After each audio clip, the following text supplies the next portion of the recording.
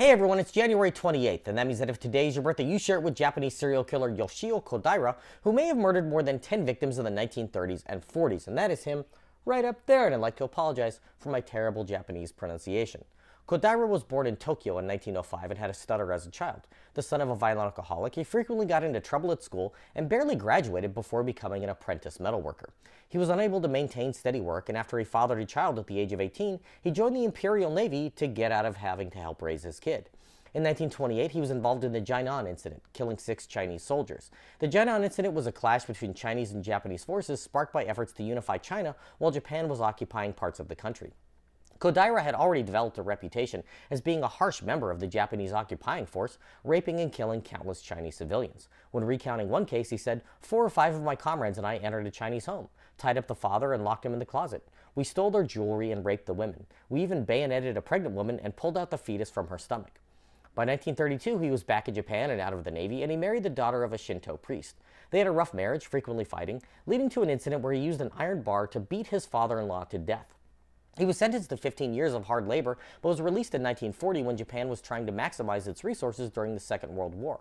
Kodaira worked at a naval facility and would often spy on his female coworkers, escalating to an incident when he raped and killed one of them in 1945.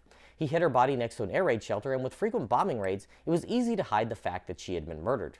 Seeing that he could get away with murder, he decided to do it again, and many more times, killing 7 more women over a span of 8 months. Having wiped out the entire female workforce at his place of business, he moved on to other women in the area, buying women he met on the street small gifts, attempting to woo them. Kodaira visited a 17-year-old in her home, giving his full name to her parents when he picked her up for a date. When the young woman went missing, the police were alerted. Her nude body was found a few days later, with a second body found nearby. With help from his victim's parents, the authorities finally had a good lead, and they picked Kodaira up. He confessed to committing at least 7 murders in Japan, along with many others during his time in China. He had also raped 30 women who survived his attacks and committed acts of necrophilia with some of his victims. He was convicted and sentenced to death in 1948, being hanged at Miyagi Prison in 1949.